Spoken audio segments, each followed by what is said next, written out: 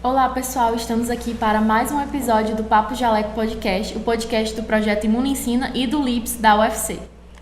Hoje nós vamos continuar a nossa série com um convidado especial, que é o professor Dr. Ivo Castelo Branco, que é professor do Departamento de Patologia e Medicina Legal da Universidade Federal do Ceará. Hoje nós vamos falar de doenças infecciosas e também vamos falar do papel das vacinas e das pesquisas que o professor Ivo tem produzido aqui dentro da UFC.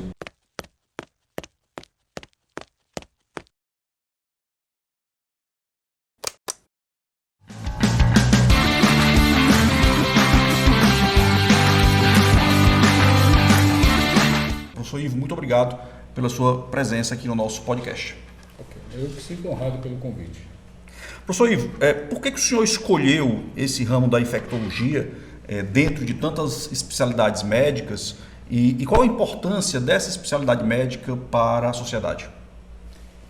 Na vida da gente, algumas coisas ocorrem meio ao acaso e a gente consegue, quando a gente consegue juntar o acaso com aquilo que você gosta de fazer, eu agradeço todo dia a Deus por fazer isso, que é o que eu faço. Eu trabalho com essas doenças, comecei a trabalhar estudante ainda, né?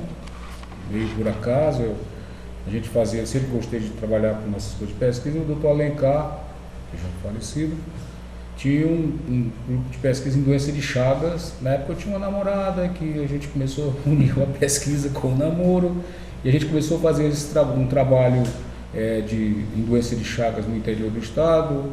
A gente chegou a examinar 1.350 pessoas, acompanhou e tal. E nesse projeto a gente teve a sorte de ganhar um prêmio nacional Carlos Chagas, em homenagem ao centenário do Carlos Chagas em 79. Né?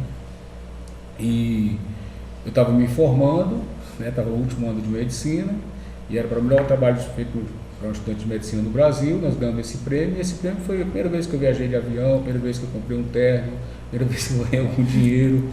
E isso foi um grande incentivo que eu tive e recebi esse prêmio das mãos do Albert Seib. Eu tenho uma foto com o Albert Seib entregando esse prêmio. E eu acho que isso acabou me incentivando a trabalhar com essa coisa. E posteriormente eu fiz concurso para a USP, para a residência, entrei na clínica médica e tinha vaga em doenças infecciosas. Eu fiz doenças infecciosas, né, o R2, depois o R3 e UTI ligado a coisa, depois deixei para fazer o mestrado em clínica médica infecciosa e o doutorado.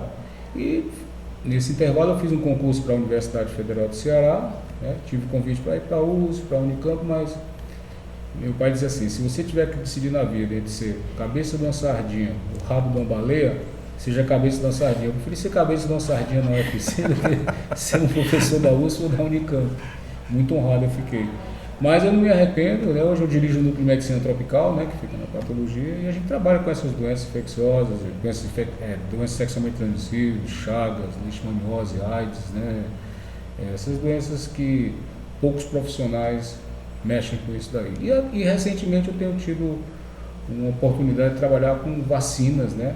Eu tenho um grupo de pesquisa clínica muito bom, né? Eu só sou o mais velho, por isso que eu encabeço, mas então tem um grupo excelente, né? A gente trabalha com vacinas, vacina para chikungunya, vacina para dengue, vacina para influenza, vacina para covid, né? Recentemente talvez comece a trabalhar com algumas vacinas que nem existem, como para sífilis, essa coisa assim. Então, hoje nós estamos fazendo esse trabalho ligado para essas doenças que a gente chama de negligenciadas, né? Às vezes a gente imagina que a pessoa é vocacionada e escolhe uma coisa. Às vezes as coisas nos escolhem durante a nossa trajetória. Durante a pandemia da Covid-19 circularam muitas desinformações, né? Como o senhor avaliou essa questão do ponto de vista científico e político? Eita, essa é danada, essa daí é danada. Na realidade, eu acho que a ciência, primeiro, ela não é exata. E quem faz ciência na saúde, paradoxalmente, a gente trabalha com ciência inexata e a gente não pode errar. É um paradoxo. No entanto, né, quando você mistura ciência com política e ciência com religião, nem sempre sai o real, nem sempre sai o correto e depende das circunstâncias, né? No tempo da Inquisição se falava uma coisa, a medicina e a ciência tinham uma visão do mundo, né? E se tomava providências absurdas, que a gente acha hoje, que naquela época eram normais. E com o Covid ocorreu a mesma coisa, né? Uma doença que já é conhecida no mundo, em animais, já existe vacina para a Covid em animais, né?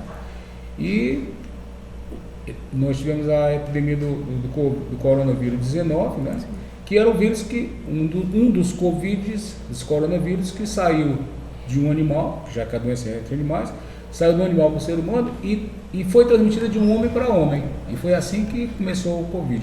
Então, é uma doença que já existia, simplesmente pegou a população do mundo totalmente sem imunidade para isso, de transmissão muito fácil, né?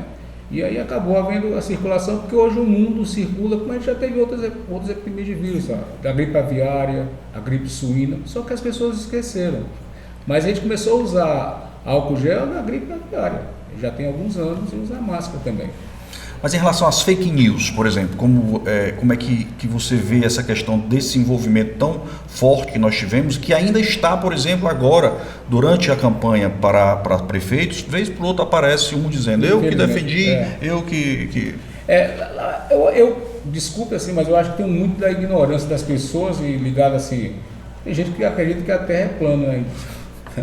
Um cara que disse que a Terra era redonda com um pauzinho da sombra do Sol e disse que provou que a Terra era circular, há muitos anos atrás. Na realidade, eu vou falar uma coisa sobre a explicação, que eu digo sempre assim, quando as pessoas começam a falar sobre Covid, sobre não sabem o que é, o tratamento. Hoje, por exemplo, tem um tratamento para Covid, chama Paxlovid. Trata-se Covid, custa $1.000. E o governo brasileiro dá de graça atualmente. Tá? E trata mesmo. Cloroquina e ivermectina nunca tratou Covid. E não sei como chegou a essa conclusão. Sobre a vacina, se fala muito, as fakes começaram assim, a vacina feita às pressas. Tá. Primeiro não foi às pressas, porque já se fazia vacina para animais. Só foi feita a vacina com o vírus novo, que era o coronavírus 19. E a vacina foi muito bem testada. Ela foi testada da seguinte forma. Os candidatos a vacinas, né? Se pega um pedacinho do vírus, ou o vírus inteiro, ou um pedaço, ou um segmento de RNA, dessa coisa toda, e se estuda aquele biológico. Isso foi testado da seguinte forma. Um dos exemplos, um dos trabalhos que a gente fez, pegava assim, 10 mil pessoas, se vacinava com o candidato à vacina, cada 3 pessoas, por sorteio, 2 tomavam a vacina e 1 tomava o placebo. E aquelas pessoas que tomavam eram pessoas da linha de frente. Então as pessoas tomavam a vacina e iam para a linha de frente. Então quando daquelas 10 mil pessoas, 2 mil pegavam, documentavam que eram pessoas da linha de frente, diz assim, opa, abre os códigos. E aí se viu que aqueles produtos que estavam sendo testados, cuja a eficiência foi mais de 70%, eles foram candidatos à vacina. Então, os atuais candidatos, as atuais vacinas que foram testadas, elas tinham quando se abria, 70%, 90% das pessoas que estavam com Covid eram placebo. Quem tomou a vacina estava protegido. Então a vacina foi muito bem testada. A questão é a ignorância das pessoas e aproveitam as coisas para fazer tudo isso que nós estamos falando, porque infelizmente, eu digo sempre assim, hoje em dia o que sai na internet, né, vale no meio, do mesmo jeito que quando eu era pequeno, meu pai falava assim, saiu no jornal, só que o jornal tinha credibilidade. E a internet nem sempre tem credibilidade. Isso continuando ainda esse papo de vacina, a ideia desse podcast é essa, é falar exatamente sobre essas questões e como transferir informação científica de um modo palatável, sobretudo para os nossos estudantes, mas para a dona de casa, para o profissional que está nos ouvindo no carro agora. A ideia do podcast do Imunicina é esse. O Programa Nacional de Imunizações, ele completou 50 anos ano passado, né? Uma das coisas mais importantes que nós temos no Brasil, às vezes pouco celebrado, né?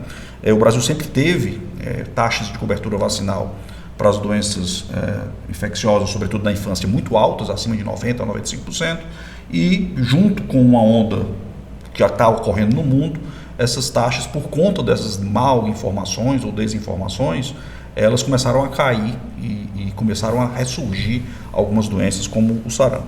Queria que você contasse alguma história aí da sua prática clínica, obviamente sem citar nomes, com relação a pessoas que não vacinam os seus filhos, por exemplo.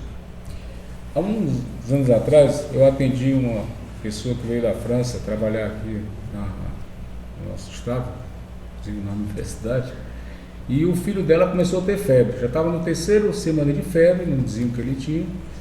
E eu não sou pediatra, mas os pediatras, quando tem essas febres, eles mandam pra gente. E ele chegou e eu descobri que ele tinha um vírus chamado Epstein-Barr. Ele estava tendo uma mononucleose com um vírus chamado Epstein-Barr.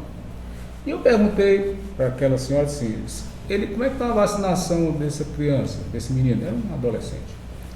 Aí ela disse assim, doutor, meu filho não toma vacina. Ela disse, por quê? Ele é alérgico, alguma coisa assim? Eu disse, não, porque adoecer é engrandecedor. Que onipotência, né? As minhas senhoras, eu não concordo com a senhora, mas a senhora mora na França, tem dinheiro, seu filho tem comida. Se a senhora morasse aqui, se a senhora não vacinar para tuberculose, não vacinar para tétano, não vacinar para poliomielite, para sarampo, para coqueluche, né? O seu filho ia viver por um bocado de coisa aqui. E essa sua onipotência, acho que a senhora tem que respeito, mas eu não concordo com isso daí. Foi uma das coisas que assim, me chamou a atenção, aquela arrogância, né? Assim, adoecer é engrandecedor. Né? Então, infelizmente, e a Europa tem muito disso, porque havia um pesquisador, um pediatra, que ele fez a seguinte correlação: vacina de sarampo com caso com autismo e com coisa desse tipo. Só que a metodologia que ele usou para concluir isso daí era como se ele concluísse que o sol nascia porque o galo cantava. Totalmente a metodologia que ele concluiu. E aí depois ele foi punido, inclusive, e tal, mas só que ele era um cara muito conceituado, que é o que a gente vê hoje nos fakes, né? Tem profissionais médicos conceituados falando absurdos. Né? Sem nenhum embasamento científico. A gente vê oncologista falando de doença infecciosa, a gente vê gente que não mexe nada com isso daí como sendo uma lei, né? Então a gente está vendo que realmente, né, o desserviço de alguns profissionais, como no caso desse aí, na Europa hoje em dia existe uma campanha, né, realmente de pessoas que têm essa coisa que essa senhora, essa doutora francesa falou para mim, né? E obviamente foi desmentido, tanto é que o pediatra teve que retratar, foi cassado, inclusive. O artigo da Lancet foi removido e tal, tudinho. Então, quer dizer, mas ali já estava feito. Então, infelizmente, né, às vezes o errado fica lei. Eu digo sempre assim, eu fico frustrado, porque a gente estuda tanto, pesquisa tanto, e chega um cara e fala assim, está na internet. Ou então, eu vou falar só uma coisa que eu fiquei abismado quando eu sempre usei álcool, porque eu trabalho com doença infecto contagiosa. E sempre tem um álcool na minha coisa. E um dia eu estava atendendo uma senhora agora, na época do Covid, né? Logo depois da coisa. E eu passei álcool na mala e disse, o senhor está usando isso aí por causa do Covid? Eu disse, não, eu trabalho com doença infecto, eu sempre usei isso aqui. Eu disse, porque se for pelo Covid, o senhor usa vinagre. Eu disse, vinagre? Para Covid uns vinagres. Onde é que a senhora viu isso, minha senhora? Ela disse assim, eu vi na internet. Eu disse, onde é que a senhora viu que vinagre quase... Não, a internet fala que vinagre é mais melhor. Minha senhora, vinagre serve para pôr uma salada, se for bom vinagre. Aí eu falei assim, tá bom, se a senhora acha que está certo, quando a senhora for para uma próxima injeção, leva um vinagrezinho para passar no braço. Que absurdo isso, né? E assim a petulância, né?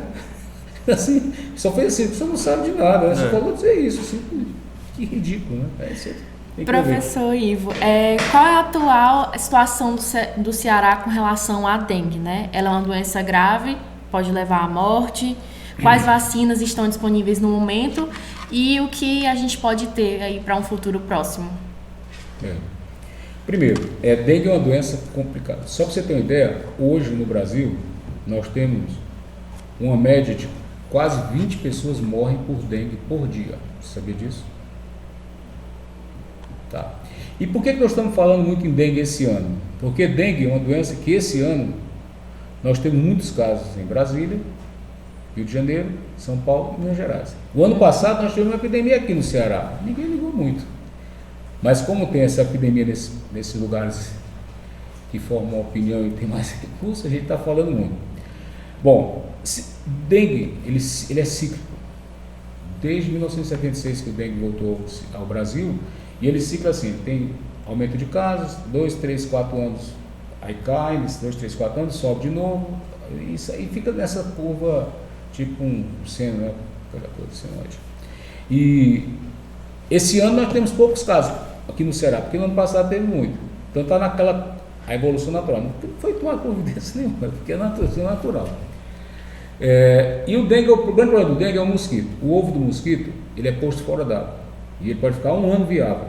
E na hora que for coberto, em meia hora nasce o mosquito. E se a fêmea daquele mosquito tiver dengue ou zika, o mosquito já nasce contaminado. Então daqui a 1 ano, nós vamos ter nascendo mosquito, que vai nascer sob um jugo de um novo prefeito na nossa capital. Foi posto hoje. É como diz nos carros, é 2024, 2025. São duas cabeças. Aí o que acontece? Esse é um grande problema. Nós não temos nada que melhore isso daí, porque o ovo do mosquito você pode jogar inseticida em cima e tal, ele vai ficar viável, pode ser transferido, ele bota o ovo fora d'água. Então se ele colocar o ovo aqui, é um pontinho no planeta. Você leva lá para a Suíça e nasce lá, se for coberto d'água. Esse que é o problema. Ontem, quarta-feira, eu estava numa mesa redonda sobre dengue, e tinha um italiano que disse que tem o primeiro caso de dengue autóctone na Itália. Tá? Aí ele veio falar assim, mas na Itália tem Aedes aegypti. Eu disse, olha, eu tenho um amigo em Boston que tem Aedes aegypti. Mas a gente é muito aí, não, ele vive em qualquer lugar. Então esse é o grande problema. Agora, sobre vacina. Outra coisa, vacina não é a única coisa que controla dengue, é uma das armas para controlar dengue. Tá? Nós temos 2 vacinas já disponibilizadas. Uma de um laboratório, que posso falar o nome, é a Sanofi, né? É uma vacina que não sei se é bem uma vacina. Ela só pode ser usada em quem já teve dengue. Quem nunca teve dengue não pode tomar a vacina. Bom, a outra vacina é uma vacina feita por um laboratório, né, Takeda, né? E é uma vacina boa, ela protege os 4 serotipos. E ela precisa ter 2 inoculações, com 3 meses de intervalo, uma boa imunidade. E tem uma vacina, do qual eu faço um estudo com o Butantan, né, que é uma vacina que é uma dose única, né. Nós fizemos a fase 3 em pessoas de 2 a 60 anos, né. Tanto faz ter dengue como não ter dengue, a vacina protege, com a única injeção, né. Eu já estou com 7 anos que eu acompanho 1.350 pessoas aqui no Ceará, muito boa. No Brasil tem 17 mil que fazem parte dessa pesquisa, nos outros centros. E é uma vacina que vai ser disponibilizada de graça para o governo, só depende do que a Anvisa libere. Teve um problema técnico, que não tivemos dengue 3 e dengue 4, então ela não foi desafiada para isso, na fase 3, mas na fase 2 foi e era boa. Como nós estamos circulando fase 1, o dengue é 1 e o 2 que está matando gente que está tendo essa epidemia atualmente, a vacina seria muito boa. Já foi testada metodologicamente, né? Mas cientificamente ela protege para os 4 serotipos. A diferença entre, por exemplo, e atualmente o governo do Brasil, por uma pressão, comprou a vacina do Takeda, que custa R$1.000 a vacinação, R$500 cada dose. E assim, as pessoas que estão tomando a vacina da Takeda hoje, elas não estão imunizadas. Elas só vão estar imunizadas com 3 meses, quer dizer, quando passou o surto. Mas Rio, São Paulo, Brasília, pressionaram e estão comprando. E o Ceará também conseguiu essa vacina, né? A Takeda, e estão sendo vacinados. E vai ser muito bom para frente. Né? Então não é ruim. Mas assim, epidemiologicamente ela tem isso. Quando sai essa vacina do Butantan, né? Então ele tem a grande diferença do Butantan é a capacidade que ele tem de produzir, né? Ele vai disponibilizar uma quantidade imensa de vacinas, né? E vai ser distribuído pelo SUS. O Butantan é muito importante, né, para o Brasil, e aí eu tenho que fazer aqui uma ressalva, né? Esse estudo do Butantan, que o professor Ivo fez parte aqui no Ceará, acompanhando esses pacientes, a UFC fez parte dessa pesquisa, então é uma das 3 vacinas de dengue que existe no mundo, sendo que ela tem qualidades superiores, sobretudo, por exemplo, no protocolo, que é só basta uma dose, e o estudo de fase 3 foi publicado simplesmente na maior revista da área da medicina, que é o The New England Journal of Medicine. Isso é muito importante para a UFC. Muitas vezes a gente não faz esse resgate de pesquisas de ponta que são feitas dentro da nossa universidade. Isso é muito importante que seja dito. Vez por outra aparece uma notícia de uma nova doença. Agora apareceu a notícia, doutor Ivo, de uma doença, na verdade há alguns anos, de uma doença velha, que foi a primeira doença erradicada, que foi a varíola, mas agora apareceu com o primeiro nome de varíola dos macacos, depois para proteger os macacos colocaram Mpox, né? Como é que está essa situação? É possível que apareça uma nova variante, que a gente precise de mais vacina? O senhor tem acompanhado algum caso dessa doença? A gente teve vários casos de monkeypox aqui no Ceará. Felizmente, né, a maioria relacionada com pessoas de multiplicidade de parcerias, né? Não necessariamente ligado à homossexualidade, muitas pessoas têm muitas relações sexuais, a gente teve essas pessoas. E são pessoas jovens, porque as pessoas que tomaram a vacina para a varíola, que tem uma marca do lado esquerdo, né, acima de 50 anos, essas pessoas estão teoricamente protegidas, nós só tivemos pessoas jovens. E nós tivemos toda essa coisa, um múltiplo relacionamento, uma epidemiologia muito importante para isso, né? Nós tivemos vários casos. É uma vacina que já tem uma vacina, né, para isso também, né, ligado para essas pessoas que só fazem parte essas atitudes de risco, né, esse grupo de risco que a gente chama, né, não tem mais grupo de risco, tem atitude de risco, que não é mais grupo, é atitude de risco. E é uma vacina que realmente, quando se tem um caso, se faz bloqueio epidemiológico, vacina as pessoas, então existe essa coisa toda. De notificação compulsória. E aí cicla muito assim, dependendo da multiplicidade, a gente está aparecendo. Continua tendo, né, mas com essa epidemiologia, diferente da outra varíola, que era uma doença que matava muita gente, né, e que dizimou o mundo, né, e há 50 anos atrás ela parou de vacinação porque não estava mais circulando no mundo. Mas todos os grandes exércitos do mundo, os soldados são vacinados para a varíola. Eles continuam sendo vacinados até hoje porque é um vírus que pode servir como guerra biológica. Fala dos reservatórios dos Estados Unidos e na Rússia. Isso, né? Na Rússia, Alemanha, eles têm. Então, França, né? O Brasil também tem. E a gente tem aqui nós temos a Burkholderia pseudomalei, né? Também, que é uma bactéria que a gente descobriu aqui na Tejuçuoca. É uma bactéria que pode ser uma guerra biológica. É só colocar, ela fica na areia, enterrada 20 centímetros. Nas chuvas elas eclodem e causam devastações. Por isso que os quadrinhos falam assim: não toma banho nas primeiras chuvas e tal. Conhecimento popular. Que é porque eles pegavam e morriam por causa dessa coisa. E tem verdade essa coisa. Então é uma bactéria também que nós temos aqui. Foi isolado aqui no UFC. A Burkholderia, né? Burkholderia pseudomalei. Nós vimos aqueles casos da Tejuçuoca, né? A Lúcia não se vacinou contra a varíola não, mas eu ainda me vacinei com uma pistola. Ali era vacina raiz, viu? Era aquela vacina que fazia a filha e ficava a pistola. Não tinha Zé Gotinha, não. Talvez a vacina do Butantan possa ser até feita por pistola porque ela é subcutânea, né? Então a vacina do dengue do Butantan, talvez seja até uma vacina que possa ser usada com essa metodologia que não se usa mais, né? Uhum. Professor Ivo, além das diversas arboviroses, né, que nós já enfrentamos, agora estamos lidando com a febre do Oropost, né? Ainda há muita desinformação. O que o senhor acha que nós precisamos saber sobre essa doença e como podemos preveni-la? Esse é um problema sério, essas doenças transmitidas por vetores, por artrópodes.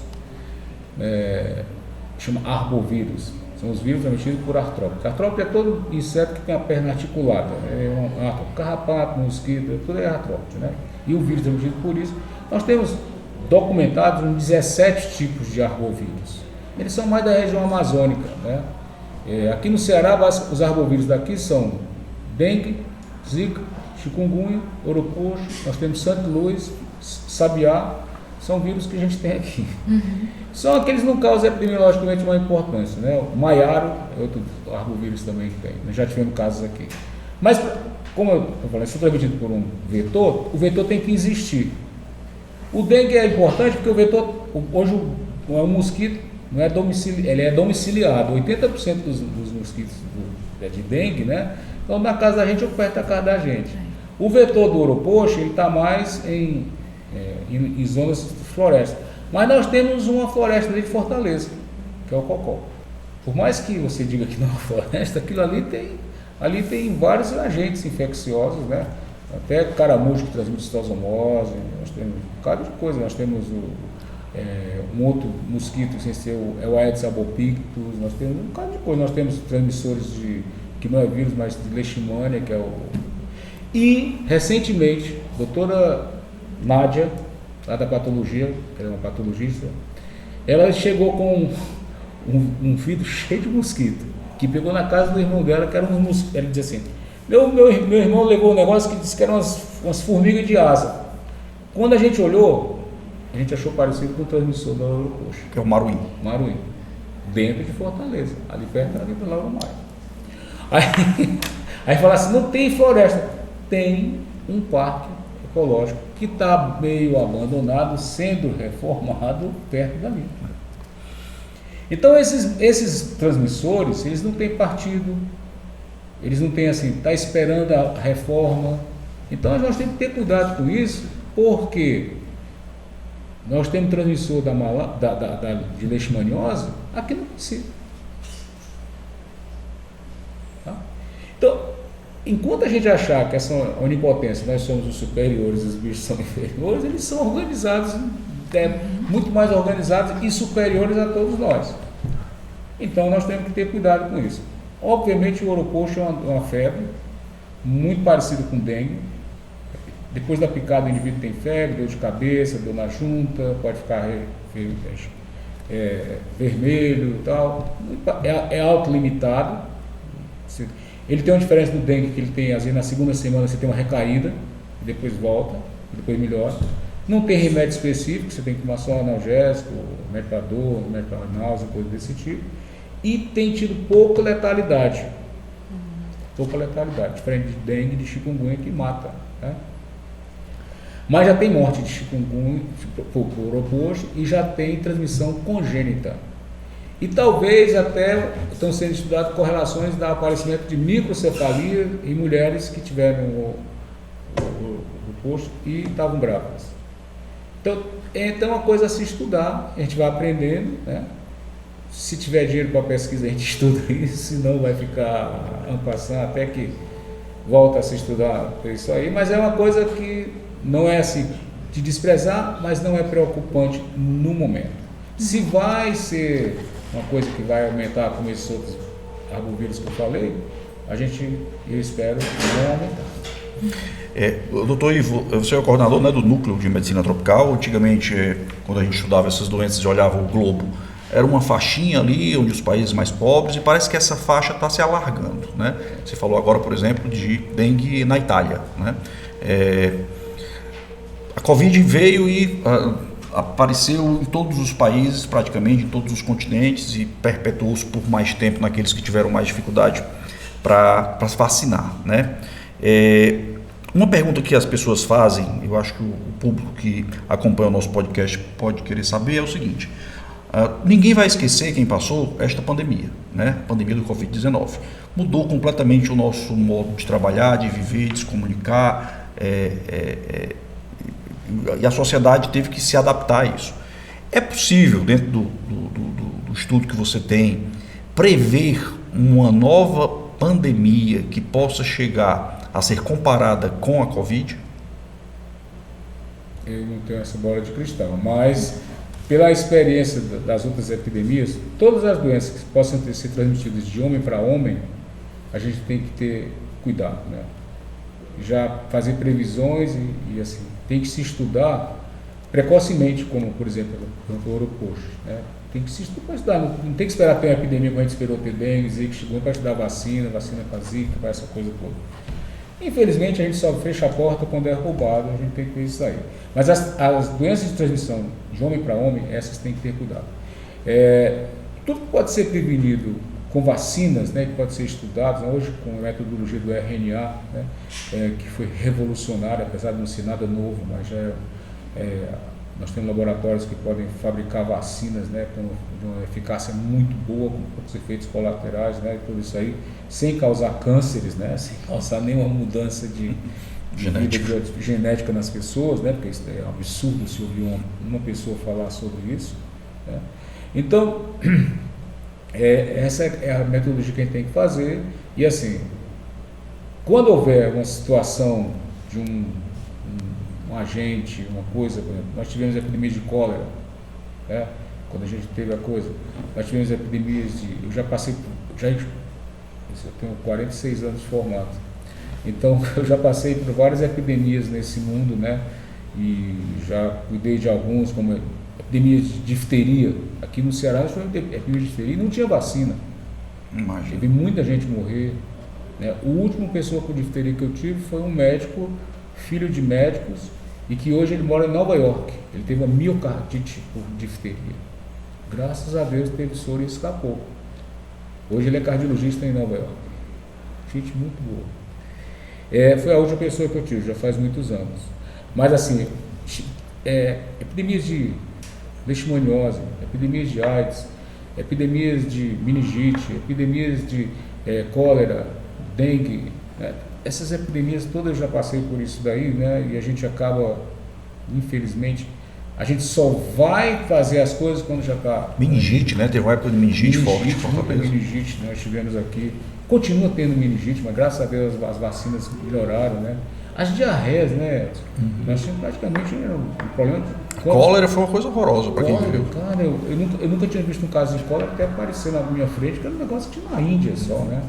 Então hoje, e em Fortaleza com o lençol freático, nós somos no lençol de areia, o lençol freático é raso, ele contaminou o lençol freático de Fortaleza, então tinha cólera em todo canto aqui. Os caras pegavam até num gelo, que o cara tomava no refrigerante ou no uísque, seja lá o que for. Então, quer dizer, foi uma doença terrível, né? Então, quer dizer, infelizmente essas epidemias ocorrem, né?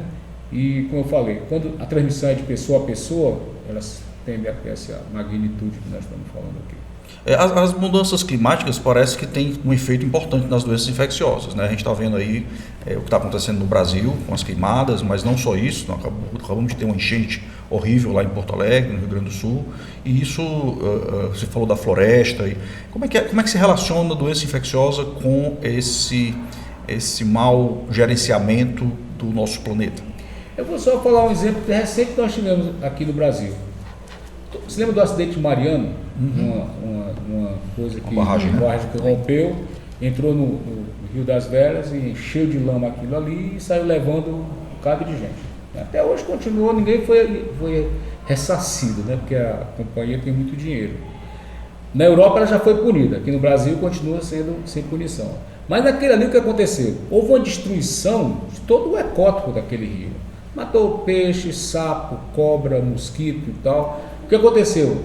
Hoje para você ir para São Paulo tem que tomar vacina para a febre amarela.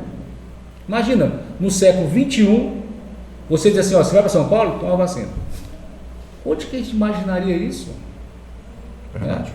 Então, quer dizer, isso é o exemplo clássico da destruição E as pessoas, eu lembro que uma vez eu fui falar isso num congresso de medicina tropical, aí o cara falou assim, você não pode comprovar isso daí. Eu disse, amigo, nós não tínhamos há 50 anos nenhum caso de febre amarela naquele local. Tem um acidente, começa a ter. Eu vou lhe dar o seguinte exemplo. Tem um cano, por um lado entra um gato e o outro lado entra um rato. Eles não sabem que vão se encontrar. Até que você ouve um... Você acha que aconteceu? O gato pegou um rato, meu amigo. Então você vai ser a mesma coisa. Você acha que... Porque eu não estou vendo, eu não vou dizer que é. Então eu não preciso ter uma pesquisa para dizer que foi por causa daquilo. A não ser que você tenha alguns interesses ou tenha uma visão maior do que vai ver por dentro do cano. Aí o cara ficou calado, mas é um absurdo, né? Aquela pessoa estava... depois dessa palestra, eu recebi uma pessoa que me procurou, falando sobre essas doenças, eu não sabia quem era e tal, até que ele disse assim, sou médico com essas coisas, né? Sabia que o senhor pode se complicar falando dessa coisa? Eu fiquei olhando assim, não. Uma ameaça no consultório. Lamentável. Eu disse, olha amigo, desculpa, eu nem lhe conheço e tal, você veio aqui a primeira vez, mas eu não vou deixar de falar o que eu acho. Eu acho que é lamentável, né? Mas tem algumas pessoas que têm uma visão, ou porque se vendem, ou porque sei lá o que for, sabem lá mais que a gente, mas o fato é que é impressionante como a gente trabalha com essas coisas, a gente só... Eu me lembro que da primeira vez que eu falei que as pessoas não viessem aqui porque estava com o que você falia, um governante falou assim, você está atrapalhando o turismo no Ceará. Eu recebi essa coisa, eu disse assim, olha amigo, primeiro, quem me perguntar eu vou falar a verdade, doa a quem doer. E se você acha que eu estou preocupado com o seu turismo, eu estou. Exatamente para falar o certo. Porque se aquela pessoa que me ouve e vem para cá e o filho tem uma coisa e tem um amigo com cefalia, ele vai dizer, o doutor Ivo não falou isso daí, e ele vai ouvir o certo. Então, não se preocupe, se o senhor fizer a verdade, o senhor vai ter mais lucro do que coisa. Ficou por isso mesmo, mas eu tive essa coisa, porque eu falei no jornal que viesse quem tivesse, mas tinha esse problema. Foi até um amigo meu que vinha passar férias aqui, eu contei a história, saiu no jornal, que eu disse, olha, se você não tem nada que fazer aqui, fica aí mesmo, não. Deixa passar. Então, para finalizar, como infectologista e cientista, que mensagem o senhor poderia deixar para as pessoas que estão nos assistindo agora sobre a importância de uma população informada no combate à desinformação sobre vacinas? Aí entra um bocado de coisa, né? Acho que a educação é a principal coisa, né? As pesquisas mostrando a realidade, né? Que a gente também, eu faço estudos que a gente não contraindica usar, né? A gente tem a ciência certa, tem coisas que a gente faz e que diz, não adianta fazer isso que está errado ou que não vai dar certo. Quer dizer, a seriedade na pesquisa, né? O financiamento para isso daí, né? A educação, a disponibilidade do conhecimento para todas as pessoas, independente de ser só da saúde. Eu acho que o conhecimento deve ser das pessoas que passam esse conhecimento, né? Que começa desde o cara que fica dando papelzinho no restaurante até o doutor que atende lá no consultório, tem que saber da professora, do pastor, do padre, do agente de saúde, do dono da farmácia, do dono da bodega. Esse conhecimento tem que ser para todo mundo, né? É meio utópico, mas eu acho que é possível, né? Um linguajar e passar isso daí. Eu acho que nós temos grandes meios de comunicação, eles vão mudando. Antigamente era uma radiadora na praça, hoje é o WhatsApp e as mídias sociais, né? Uhum. E assim, com regras, né? Eu acho que tem que ter regras para evitar os fakes. Eu acho que a liberdade de expressão é você falar a coisa certa, não o que você quer. Isso é que é liberdade, né? Democracia é você ter o que você merece, não o que você quer ter. E aí eu acho que a gente tem mais que ter essa coisa toda, né? Com regras, disponibilizar o conhecimento. E aí a gente vai melhorar não só na vacina, mas melhorar em todos os sentidos, né? Da saúde, né? Até de procurar o atendimento, não encher emergências, coisa desse tipo. É isso. Muito obrigado, Ivo. Chamo de Ivo porque é meu colega de departamento e ele sabe o respeito que eu tenho por ele, e é muito bom conversar com gente que tem como base as evidências científicas. A epidemiologia também é isso, então eu acho que é preciso estar sempre ligado no que as coisas vão acontecendo para orientar melhor. A ciência é feita em camadas e você é um cara que a gente se espelha por conta da sua dedicação, do seu trabalho e da sua forma de transmitir o conhecimento com essa forma calma, mas também com muita assertividade. Muito obrigado por ter participado hoje do nosso podcast, tenho certeza que será um sucesso.